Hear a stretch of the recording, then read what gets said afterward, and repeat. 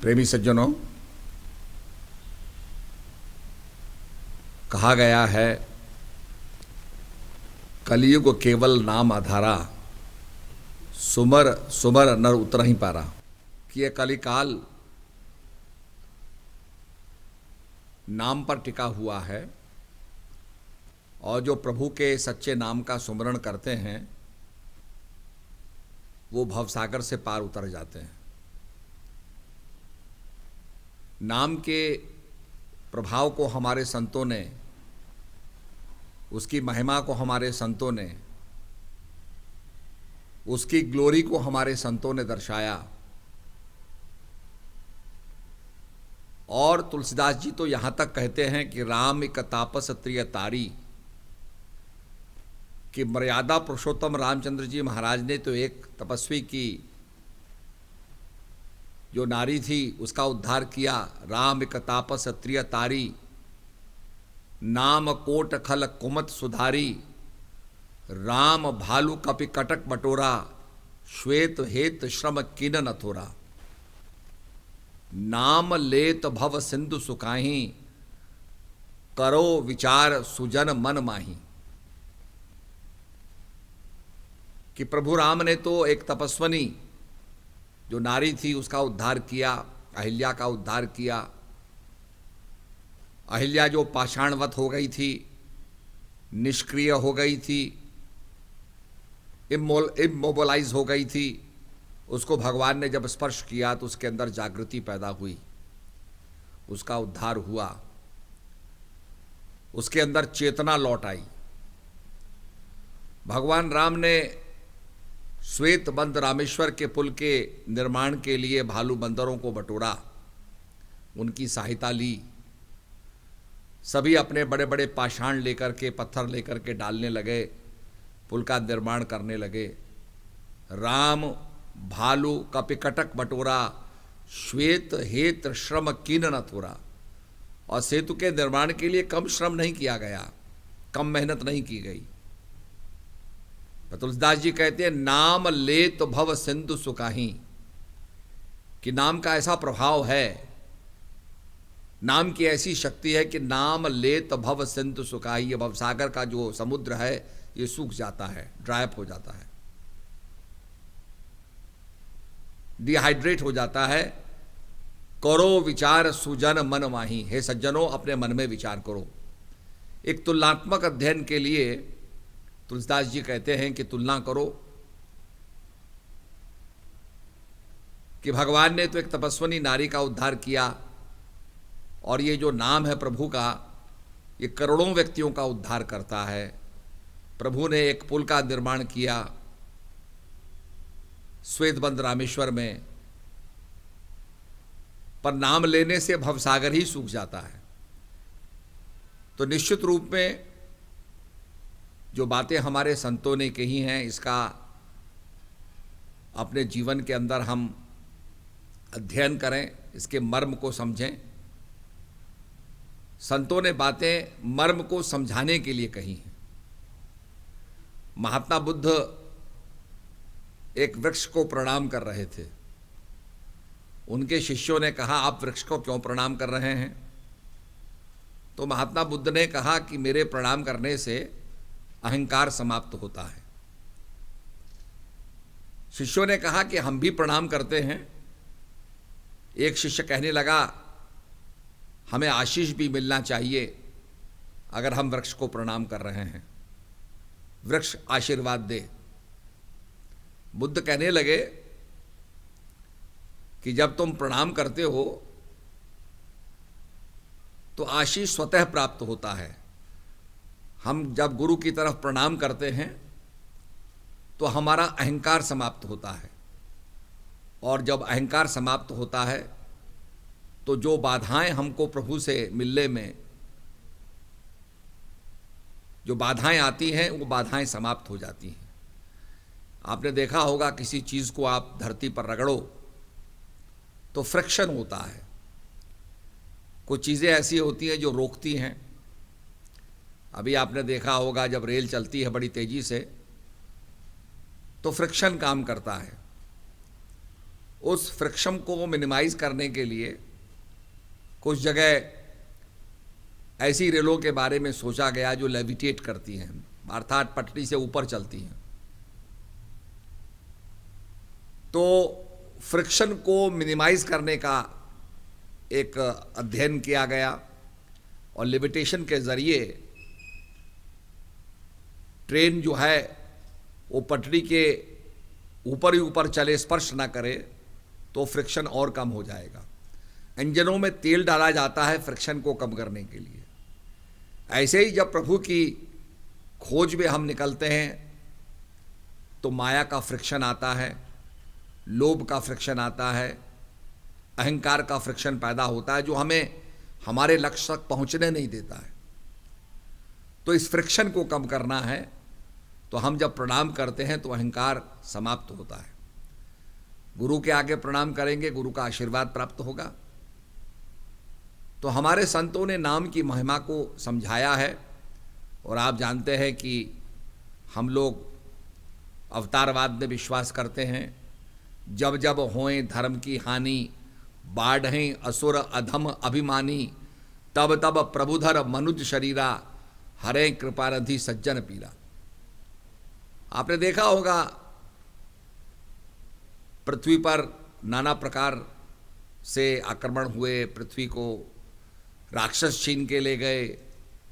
इस प्रकार के अनेक वृत्तांत आते हैं और प्रभु ने प्रकट होकर के, मत्स्य के रूप के अंदर प्रकट होकर के, बरहा रूप में प्रकट होकर के, कच्छ रूप में प्रकट होकर धरती को बचाया। तो निश्चित रूप में जो आध्यात्मिक शक्ति है वही रक्षा करती है। नाम के प्रभाव से वो शक्ति जागृत होती है। इसलिए हमारे संतों ने नाम के प्रभाव का बड़ा बखान किया है।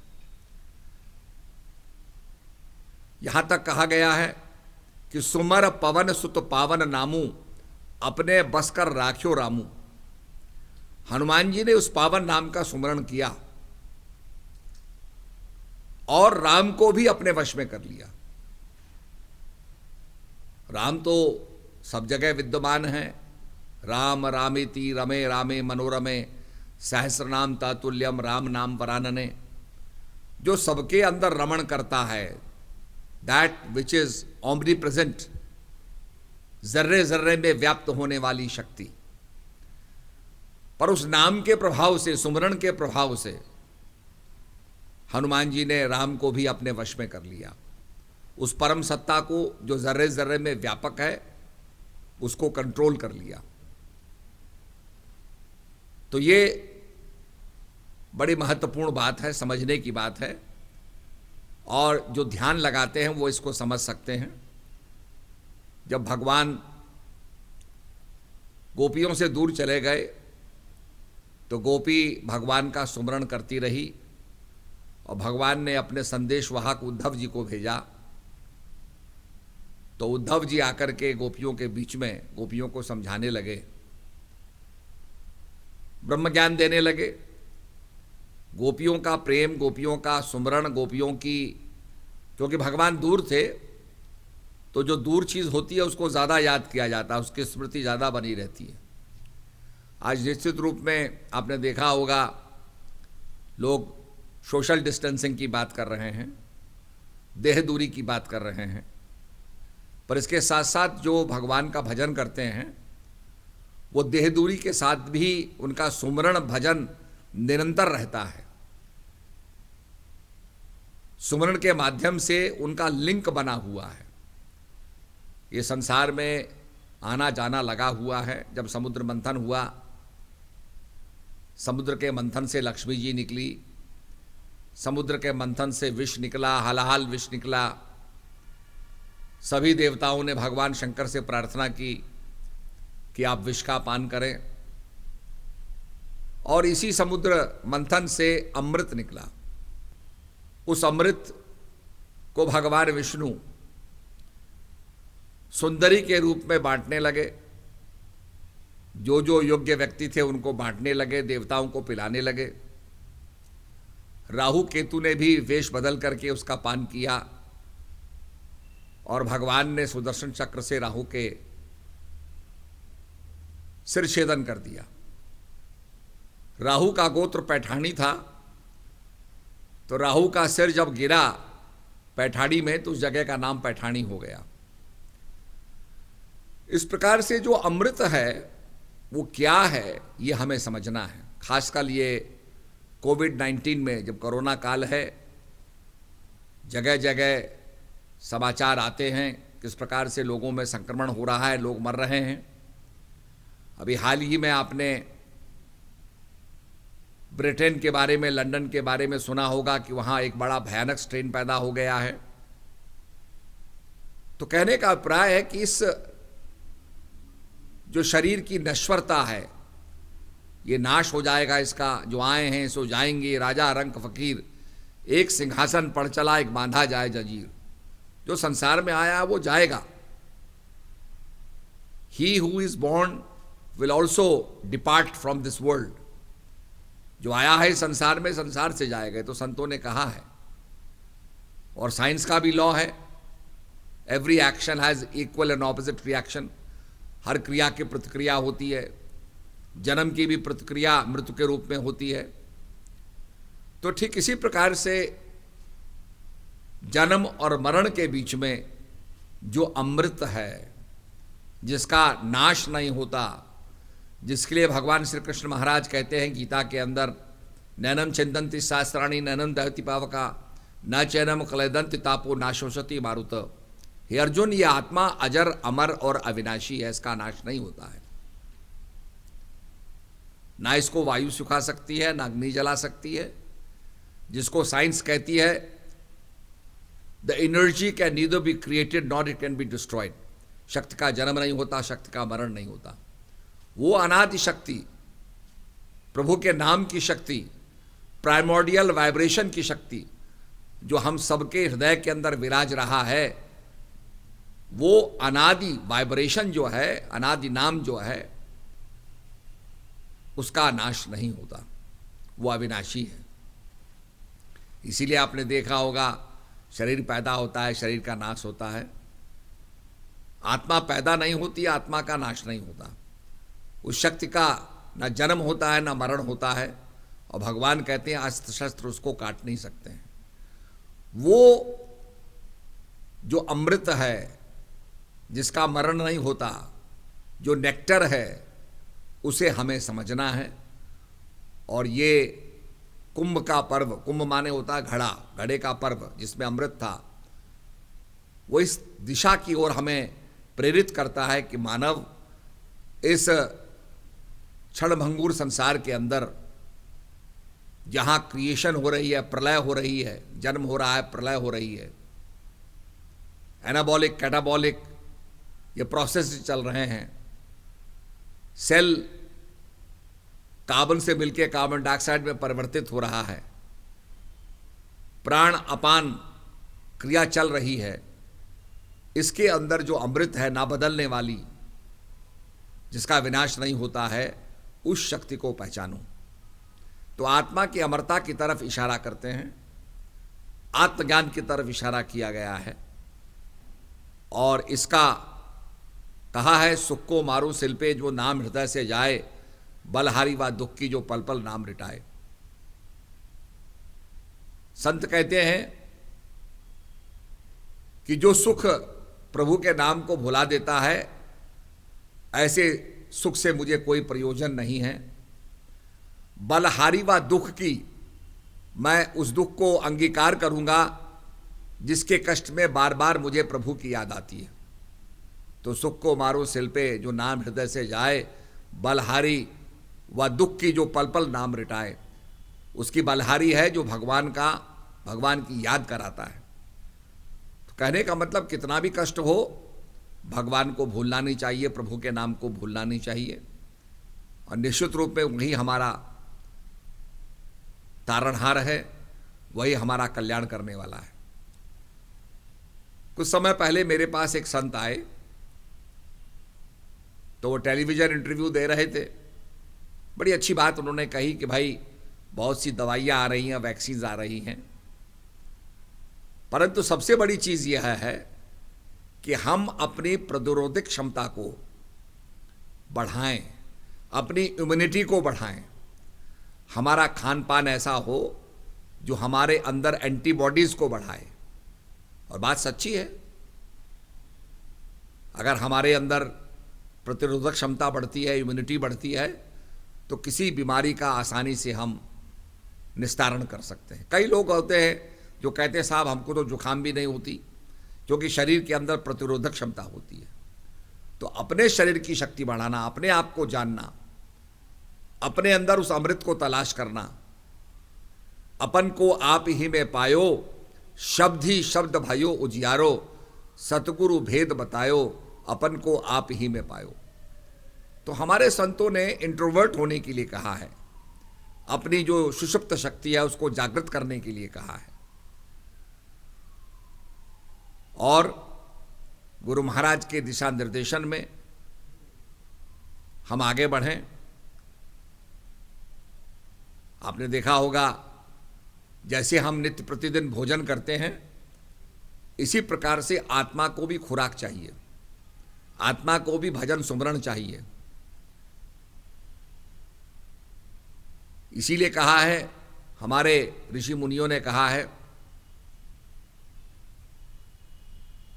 कि शरीर के अंदर उस आत्म ज्योति की प्राप्ति करनी है। नैनों की कर कोठरी पुतली पलंग बिछाए, आंखों के चिक डार के पिया को देख रिझाए। कि अपने अंदर हमें स्व का दर्शन करना है, अपने आप का दर्शन करना है, आत्म ज्योति का दर्शन करना है। तो इसके लिए भजन सुमरण नियमित होना चाहिए। बहुत से लोग कहते हैं अब तो साहब समय नहीं है, पर अब तो ऐसे समय आ गया है कि समय ही समय आदमी के पास है। तो निश्चित रूप में भजन सुमरण करते हुए, ये नववर्ष आ रहा है, नया साल आ रहा है, नए साल के अंदर समाधान भी होगा और संकट भी होगा। परंतु हमें गुरु महाराज का भजन ध्यान करते हुए, नाम का सुमरण करते हुए आगे बढ़ना है। कठिनाइयाँ जीवन में आती ही हैं। क्या प्रभु राम के जीवन में कठिनाई नहीं आई? जिनका राज तिलक होने वाला था, पूरे नगर के अंदर चर्चा हो गई प्रभु का राज तिलक होने वाला है, वंदन होने लगा, अभिनंदन होने लगा, और जिनका राज तिलक होना था उनको वनवास हो गया। कठिनाइयां सबके जीवन में आती हैं। श्री कृष्ण महाराज को द्वारिका जाना पड़ा, कुरुक्षेत्र के लड़ाई में सारथी बने, लोगों ने उनकी बात नहीं सुनी। कुछ दिन पहले हम लोग जानसठ गए थे, हमने कहा भाई ये जानसठ नाम कैसे आया? कहने लगे साहब ये सीधे कुरुक्षेत्र की अलाइनमेंट में पड़ता है, और इसको यहाँ पर श्री कृष्ण महाराज ने दुर्योधन से कहा भाई तुम 5 गांव दे दो। दुर्योधन ने कहा मैं 5 गांव भी सुई के नोक के बराबर भी भूमि नहीं दूंगा। तो भगवान ने तो कहा कि तुम्हारा तो ज्ञान भ्रष्ट हो गया है। वो ज्ञान भ्रष्ट से होते होते ज्ञान भ्रष्ट, ज्ञान सठ और जान सठ पड़ गया।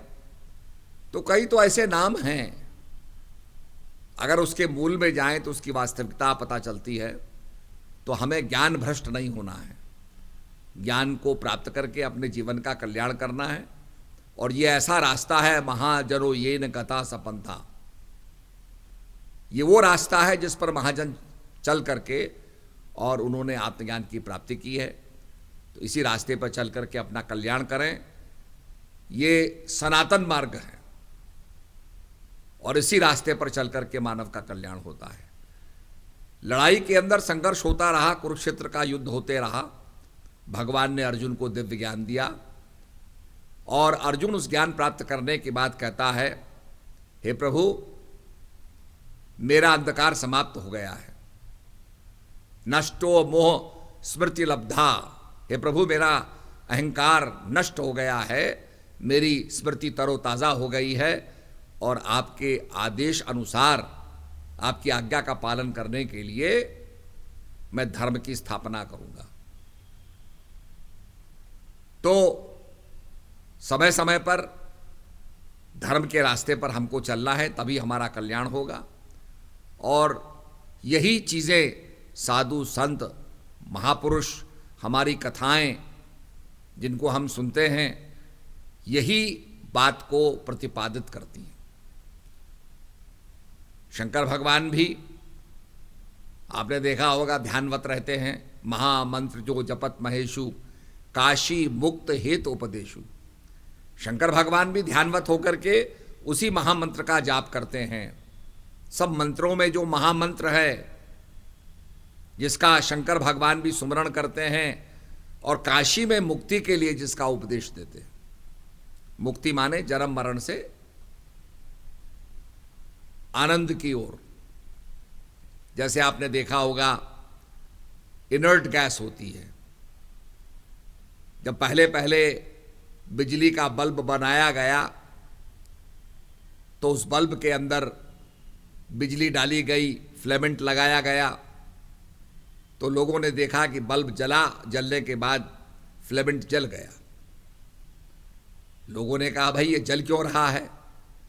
विज्ञान ने जब रिसर्च की तो पता लगाया कि हवा के अंदर ऑक्सीजन है और ऑक्सीजन के कारण ये जब लाल होता है, गर्म होता है, तो ऑक्सीजन इसको जला देती है।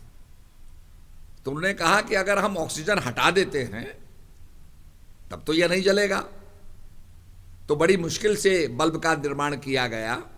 उसके अंदर से सारी ऑक्सीजन निकाल दी गई, वैक्यूम क्रिएट किया गया और जब बिजली का प्रवाह डाला गया तो वो फिलामेंट जो था लाल हो गया, पर उसको ऑक्सीजन नहीं मिली। तो ऑक्सीजन ना मिलने के कारण वो जल नहीं पाया, तो रोशनी देने लगा। तो पहले बल्ब का आविष्कार हुआ। परंतु आप जानते हैं कि ऐसा बल्ब जिसके अंदर ऑक्सीजन ना हो उसको संभालना बड़ा मुश्किल हो जाता है। थोड़ी सी भी कंपन से, चोट से वो टूट सकता है। तो कहा भाई ऐसी गैस को ढूंढो जो केमिकली कंबाइन ना करे। तो इनर्ट गैस की खोज की गई जिसके अंदर आपकी क्रिप्टॉन गैस होती है, नियॉन गैस होती है। ये गैसों की खोज की गई। आर्गन गैस होती है और ऑक्सीजन की जगह इस गैस को डाला गया। अब इस गैस को जाने से बाहर का अंदर का जो एटमॉस्फेरिक प्रेशर है वो एक जैसा हो गया, परंतु वो गैस जलती नहीं है, केमिकली कंबाइन नहीं करती है। तो बल्ब आपका जलता रहता है, रोशनी निकलती रहती है। ठीक इसी प्रकार से संसार के अंदर हम केमिकली कंबाइन ना करें, संसार के अंदर मोहित ना हो, संसार के अंदर ग्रसित ना हो। कमल की तरह जो पानी में रहता है, कीचड़ में रहता है, बेदाग रहता है, कीचड़ से ऊपर रहता है, खिलता रहता है। इसी प्रकार से संसार में रहते हुए, संसार से प्रभावित ना होते हुए,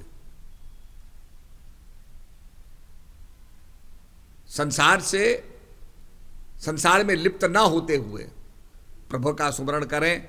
जैसे तेल की बूंदें पानी में पड़ती हैं पर तेल के अंदर मिलती नहीं है, तेल से अलग रहती है। इसी प्रकार से संसार में रहते हुए संसार से अलग। आपने पक्षियों को देखा होगा पानी में तैरते हैं पर पानी उनके पंखों को गीला नहीं करता है। तो इसी प्रकार से कमल की तरह संसार में रहते हुए और प्रभु का चिंतन करें और माया के अंदर ग्रसित ना हो, माया से मुक्ति की ओर प्रस्थान करें। इसीलिए आपने देखा होगा पांडव जब स्वर्गारोहण में आते हैं तो स्वर्ग की ओर जाना चाहते हैं, कल्याण की ओर जाना चाहते हैं, निर्वाण की ओर जाना चाहते हैं।